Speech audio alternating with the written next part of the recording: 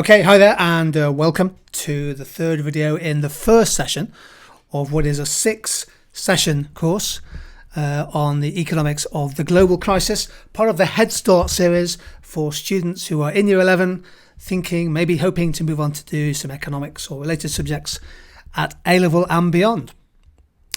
Let's focus just for a few minutes on macroeconomics. We did the micro-macro distinction in the previous video. Hope we did well on that.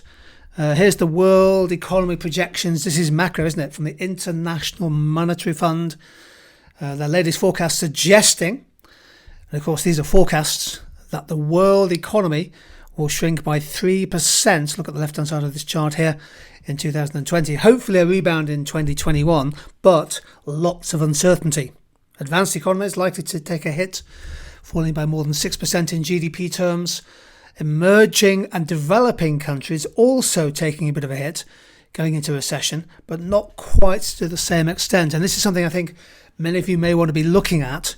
Think about both high-income countries such as France and Germany, Japan and the UK and the United States, but also think a little bit about how the crisis is going to impact on emerging, developing countries. Here's a chart which shows the share of world output, global GDP, in 2019 from selected regions. Now, on the left-hand side, those two first columns add up to 100. We split the world up into emerging market developing countries and advanced countries, and they add up to 100. But can you see that there's been a big shift now in output and investment towards those faster growing emerging market countries in recent times? In fact, nearly 60% now of world GDP comes from those countries. Only 40% in advanced countries, of which 16% is the European Union. Might be worth taking a moment here to think about what do we mean by an emerging market country. Here's a little challenge for you. Can you write down 5 examples of what you think are emerging market nations? Press the pause button and then press play when you want to crack on. Well, here are my choices. I've gone from Mexico, Indonesia, Turkey, Bangladesh and Vietnam. All of these are emerging countries, potentially very significant nations in the world economy going forward.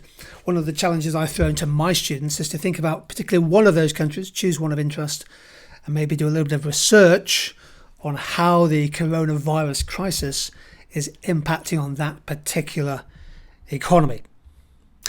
One of the key features, we know that the crisis probably arrived first in China, but the Chinese economy has been seeing a share of GDP rise over time.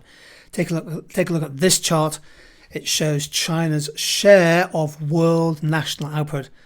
The latest two figures are the best forecasts I can find, rising from 15% in 2012 and nearly 20% in 2020. It looks as if the balance of power in the world economy is shifting, not just to China, but also to other East Asian countries. Look on the right-hand side here. This is the ASEAN 5, Malaysia, Singapore, Thailand, Indonesia and the Philippines. They together account for nearly 6% now of world output, nearly double the share of all of sub-Saharan Africa added together. Only 3% of the world's output of goods and services, GDP, comes from sub-Saharan Africa. Which countries have the highest per capita incomes? Of course, this is income divided by population, and it's a baseline measure for living standards. And we see here that there are some extremely rich countries. Luxembourg comes top by some distance, as you can see. Switzerland, Macau, Norway, Ireland, Qatar. United States is in that list of top 11, but the UK isn't. The UK has a per capita income in dollar terms of about $40,000 per head. So it doesn't fit into that category.